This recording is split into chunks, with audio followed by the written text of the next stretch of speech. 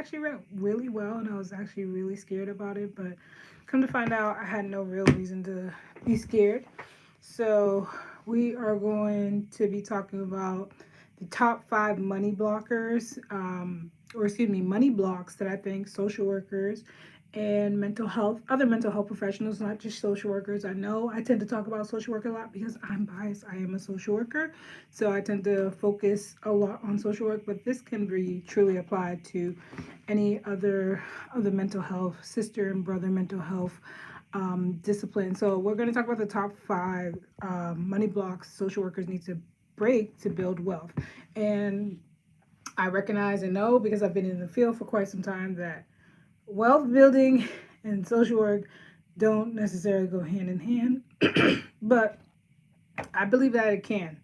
I believe whatever you're doing in life, like, you can build wealth and you can be focused around that. And so I want to center the conversation around that. So I'm going to be having my recess. I'm trying to cut down on drinking. So shout outs to Recess for sending me these. And if anybody's interested in my code, I can drop that in the chat. So this is a great alternative to drinking. So they have the mocktails, which has like magnesium, theanine, lemon balm. So like it's really good and delicious. So this is the margarita. So not really drinking, but we are for tonight. It's been a long day. So I'm just looking at my notes. I shared a video on TikTok where I said that I believe like one of the biggest barriers to social workers really building the career of their dreams is like this limited self-belief. And I think a lot of that comes from our graduate programs, unfortunately. I can't speak for counseling. I can't speak for marriage family therapy. I can only speak specifically about social work. But I do recall vividly that, hi there. Hi, LaFisha. How are you? Welcome. We're having a conversation. Um, but I do remember vividly when I got into grad school that literally the first thing my professor said was just like, hey, if you, hi, Noah. I don't know what WSP. Hi, Charlotte. Hi there. Welcome, y'all. But he said that if you all came here to make money, quote unquote, you're in the wrong place. And I looked at him strange, and I'm just like, why? Like, why is that the first thing that's ingrained within us, as social workers, as soon as we get into grad school? And so, yeah, it's across the board. So it's the same in counseling and marriage family therapy. It's that same expectation that you're supposed to just do like this good work and not get paid. So I guess it's across the board. Somebody just validated that. So thank you for that. But yeah, that was the first message that unfortunately we get hit with. And so, hi there, McKinley. And so I think that impacts us, that impacts and shape how we perceive ourselves, perceive our strengths, perceive our skills, and perceive our work, right? Which then leads us into my first point around like helping means to sacrifice. And then we develop this mindset, right? Oftentimes, even during grad school, we're doing these internships. Now, a lot of people say they had unpaid internships, but for some reason I got paid during my internship. Like my school finessed something, God did something, but it worked out. But everybody wasn't in that same position. It's not like I was getting paid a ton of money. There was the expectation that you worked and did your hours at these field internships, and you probably weren't working in the most glorious or luxurious place, but like it really enhanced that idea that helping means to sacrifice. And so for many social workers, and it sounds like counselors and marriage family therapists, you all are agreeing that we equate helping each other or helping others with this self-sacrifice. So we have to give everything to the point we have nothing anymore. And I think a lot of like child protection services workers can probably relate to this as well, where like it's this idea where like you literally have to give everything. Like I have so many colleagues who used to work for child protection services, and they have shared with me that they legitimately have PTSD from some of the trauma that they've endured by working in these agencies. But that's sort of what these agencies build their models on, that they build off our backs, right? And so that develops this mindset that it means that we develop, rather, that says helping means to sacrifice, right? And that means putting everything else and everyone else before myself. And you can see that within the conversations that we have in some of our therapist groups, that people tend to shy away around like private pay versus insurance, or like you have people who like try to demonize other therapists for charging a rate that they deem as fair, right? A therapist who's been able to break that mindset that helping means sacrifice, or that fear charging your worth, like they've been able to break through that through various work, right? And so you get people demonized in that way, and so it creates again that idea that you can't do that. How dare you do that, right? When somebody tries to deviate from that norm that we've built for ourselves, or that have been established within the helping space, helping those who struggle while we too are struggling financially. Yeah, and so that's exactly right, right? I remember being at a community health center during my first year of grad school, and I got hit with so many different cases. Like, people were struggling, and at the same time I was struggling with my mental health. Like, I was struggling with depression. I was in and out of suicidal ideation. Hopefully, I don't get flagged for saying that. But yeah, like, there were thoughts that, like, I was struggling with those thoughts. And at the same time, I was in grad school. I was working. I was doing my internship. I was working full time at the VA at that time, right? And so I had to decide at one point where I just, like, I can't keep doing all this. So I eventually left my job at the VA, which was hard, right? Because nobody leaves their government job. But I had to leave it, and I was just struggling with my mental health, struggling financially. Luckily, I mean, I wouldn't say I was struggling too much financially because I live at home with my parents and they paid most of my bills. I had a car, it was paid off. So, but I was still struggling in so many aspects of my life. Thank you so much. I'm just trying to just be authentic, because like all these things, all these obstacles that I face, I'm sure all of you faced as well as social workers, counselors, marriage, family therapists. And so I still feel like we can overcome all that, and we can get to a place where we can build wealth, or we can be career established professionals and have healthy boundaries around money, around wealth building, around all these things that don't impact us. Or we break the idea that we have to put other people before ourselves, or our clients before ourselves. So number one is helping means sacrifice. That's the number one thing that I've noticed within us, within the helping field. And I think other helping fields, professionals can relate to this, but this idea that helping means sacrifice. And so we have to break that. And I could do a whole nother video in terms of like how we're going to break those things, but I just want to bring up these topics. The next one, number two, is like fear charging what they're worth. Like I said, I think that builds off and stems off the first one, right? Setting high fees often feels like selfish or feels exploitive. Somebody told me I was being exploitive because y'all know I do immigration evaluations assessments, and I share my pride. I'm pretty transparent about everything, because I think like that's how people learn, that's how people grow. And one of the feedbacks that I got from somebody was just like, oh, that feels super exploitive. I'm just like, well, is it exploitive because you can't pay it? Or is it exploitive because that's how you wish you could charge this and you can't, right? You haven't done the work around your mindset and your worth, so that you're not able to comfortably charge those rates. And so that's what happens oftentimes. And even I still struggle with it now, right? Especially when I get comments like that. But I know what I'm worth, in terms of like, I know what skills that I bring. I know what I do, or the services that I provide are valuable for the community. And I know that there is a population or subpopulation of the individuals that are willing to pay it. We can't be therapists for everyone. I can't be a therapist for everyone. And so that's part of like why I say it's so important for, as therapists, that we identify a niche, right? We build out our brands. Like, whether you know it or not, or realize it or not, you are a brand, right? Your name is a brand, right? Your whoever you are .lcsw, whoever you are .lmft, whoever you are .lpc, right? And so getting into that mindset where you kind of move like that can kind of really help overcome a lot of those obstacles. Speak authentically. Thank you. And then number three, obviously, I think is a really important one. I think the third barrier is like this limited financial literacy. Our programs don't do a good job with teaching us anything about running a business, much less operating a therapy practice. But I think as clinicians, academics, trainings really kind of go over money in any sort of way. And so we are often left to struggle in terms of figuring it out by ourselves, or we hire a coach later on.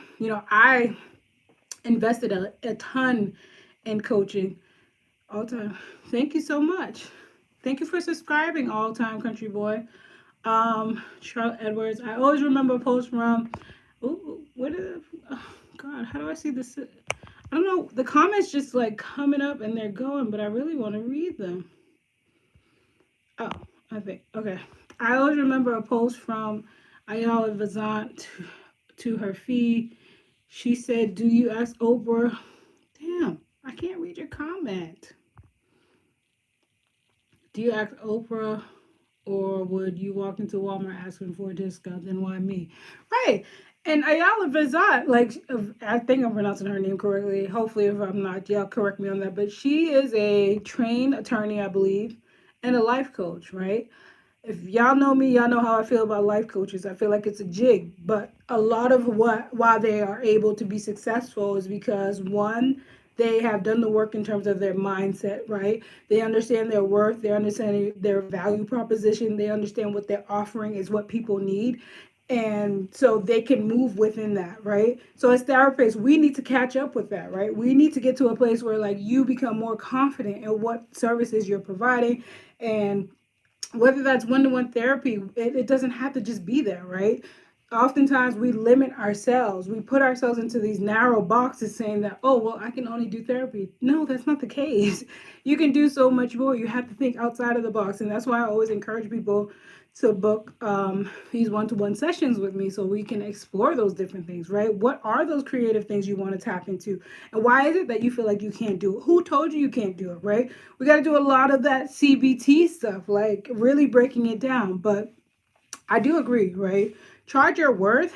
And if somebody questions it or somebody doesn't want to pay it, that's okay. That person might not be for you. Everybody's not going to get it, right? And part of building a robust marketing plan or a robust, branding is like really identifying your niche population, because your niche or your people are going to get it. The people that don't get it are simply just not for you, right? But you have to get to a space that mindset shift has to happen in order for you to believe that, right? And walk in that.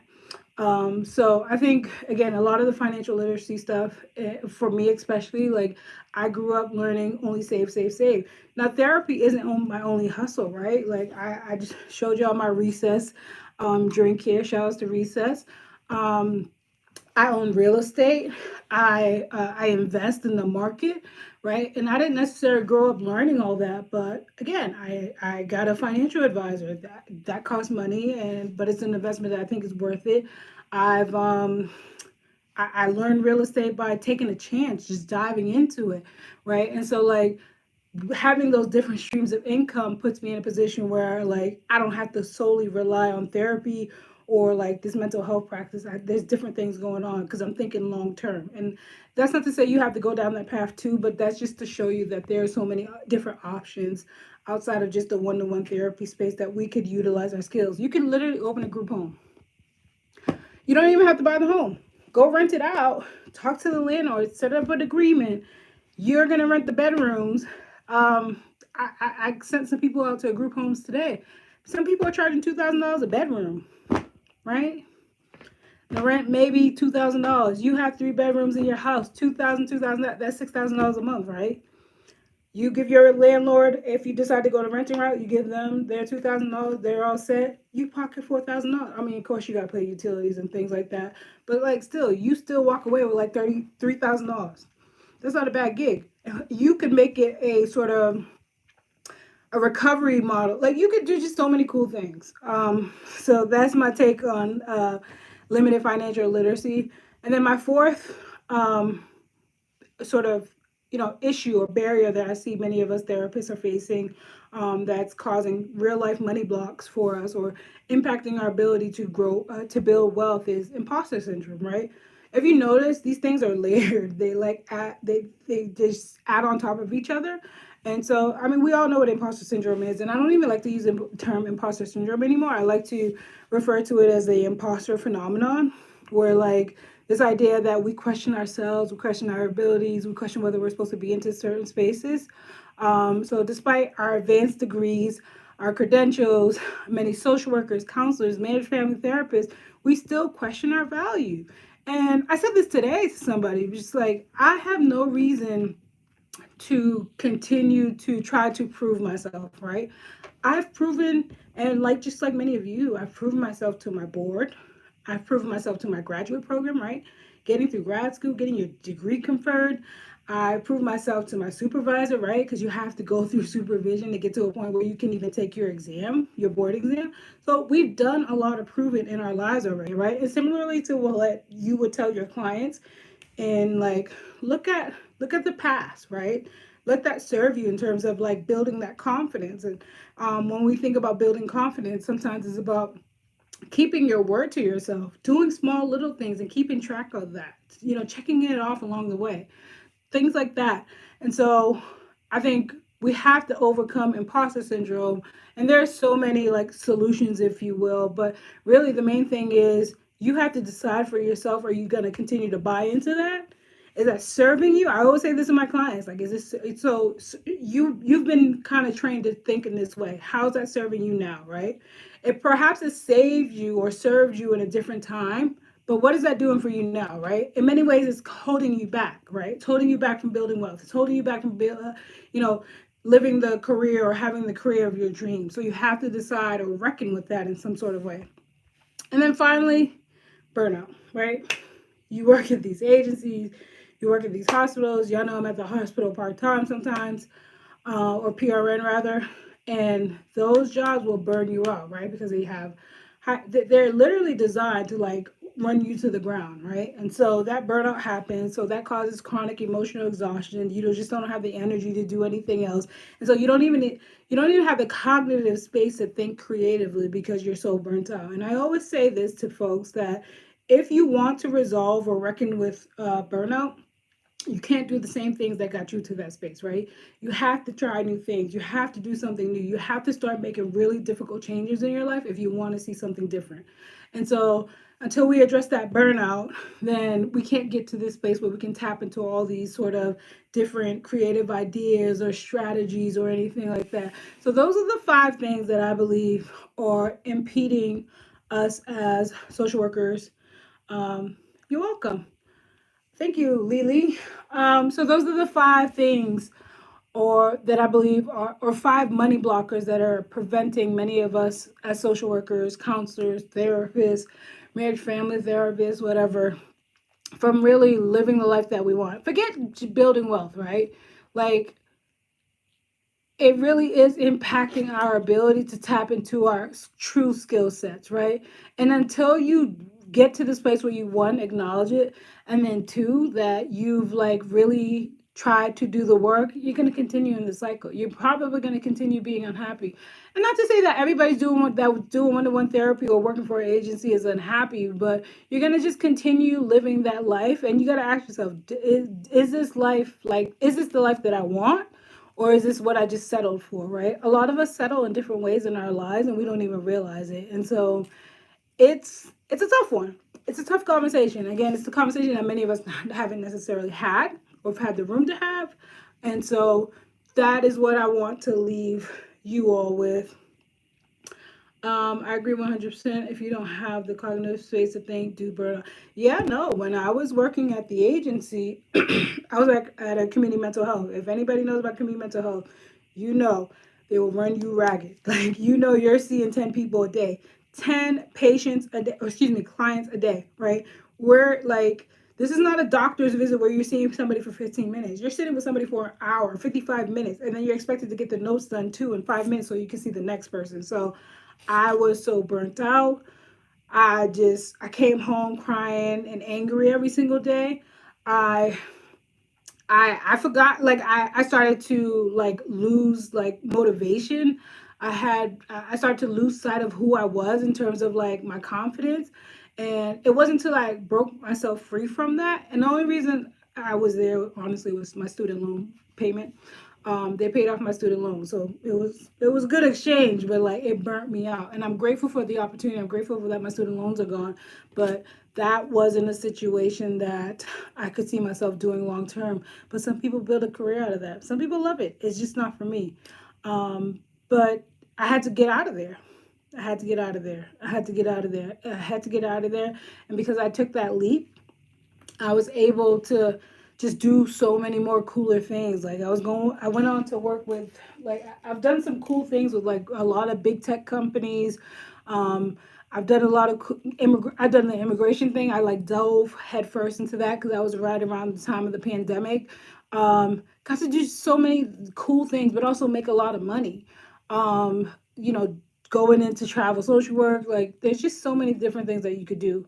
How do you feel about adjunct professors as a side hustle? I think it's a great hustle. You just got to go for the one that pays okay. Some of them don't pay well. Some of them pay you like $3,000 for the semester. Like semester's like 3 months. So if you find one that makes sense financially, maybe, or maybe it's online and it's not as much as an inconvenience for you, definitely go for it. And it builds your resume. I think one of my adjunct professors, Professor Magnolia, was the reason I got into like consulting or got fascinated with it and then started to build from there because she showed me everything that she was working on. So like I got that firsthand exposure from like a social worker that was doing something on a macro scale and making a lot of money, living a fabulous life. I'm just like, I'm gonna be her because she wasn't one preaching that poverty narrative. She was preaching abundance, and I'm just like, that's the lady I want to be with or be like. And so she was amazing. And so I think go for it. Go for it. If it makes sense for you financially, go for it. Yes, Magnolia Contreras. How do you know her? Are you from? Did you? She's at Salem State still. I love your channel and the advice you give. I start my internship in the fall. Then I graduate. I love your advice and information. Thank you so much, Monique. Are you? What school are you at?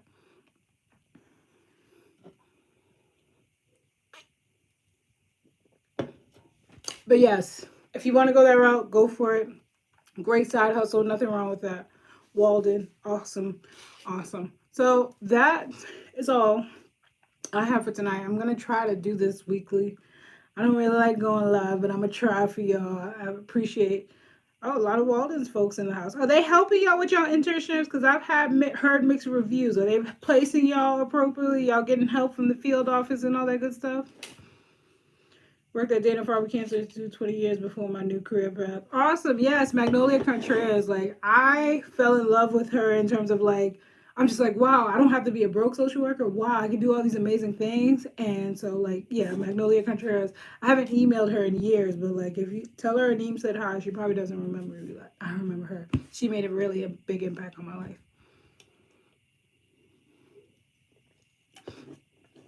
We have to find our own.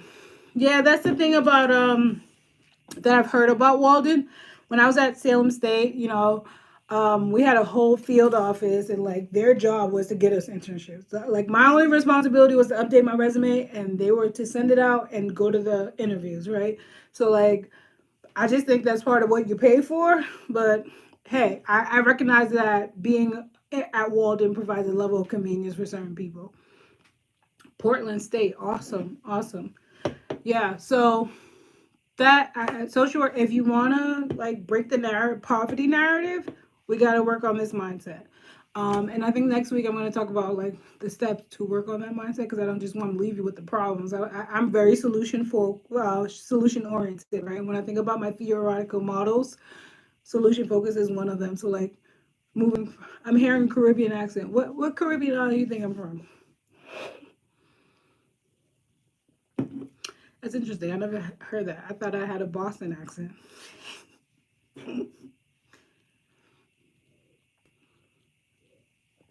Any guesses?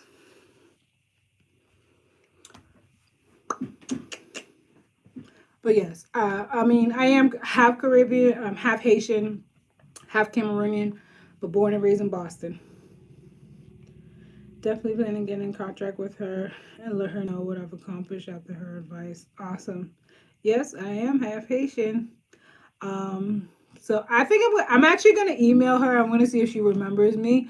But I'm going to send her an email and just say hi. That I was talking about her and how great she is and how much she inspired my career. Um, hey, how are you? Welcome back. We're just about to hop off. Thank you again so much for joining me. Like I said, I'm going to try to do this on a weekly basis, having these discussions with you all. Your Boston accent is not strong, but certain words you hear in my fellow Bostonian. Yeah, I remember when I lived in California, everybody's so disappointed that I didn't have a strong Boston accent. I'm like, I'm sorry. Um, you just had surgery early this month. Oh no. I hope you're okay. How's recovery? Some of my R words. my Oz. No, that's not really Boston. Let me stop faking. For appendix review. Oh, I had that surgery. That was a tough one. I'm from the Caribbean too, and I'm happy I found you on IG. I love your abundance and not lack. Thank you so much. And beautiful discussion. Thank you, Charlotte. Thank you. Yeah, I never believed I was intending to live this life to struggle. My mom always says, and my dad always says, like, we bust our butts so you could live a good life, and I fully embrace that. They make fun of me here in Georgia about my accent. So you have the Boston accent. What part of Boston did you grow up from? I think you told me Dorchester. I'm from Brighton. I was born in Roxbury, but no accent. Sorry. I always disappoint people when I tell people I'm from Boston. Dorchester, yeah. I'm from Brighton, no accent. I mean, it could be because I grew up in a home with all these different languages too, so I don't know. But your last name, De Sola, is that Cape Verdean? Cabo Verde?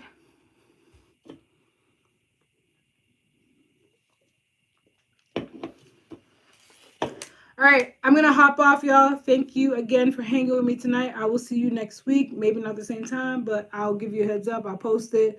If anyone has questions, anybody interested in working with me, Upham's Corner. Okay. So are you Cape Verdean? Because I know a lot of Cape Verdeans up there. My friend Teresa DePino, which is everybody's last name. But anyways, if anybody's interested in working with me one-to-one, kind of strategizing, building out their plans, building out their brands, building out, you know, contracts or anything like that, make sure you head to my website,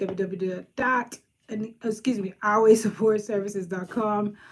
Send me a message or, send me a message here. Thank you for hanging with me. And if anybody's interested in getting their own pack of recess, let me know. I can share my code with you all. Take care and thank you for hanging with me.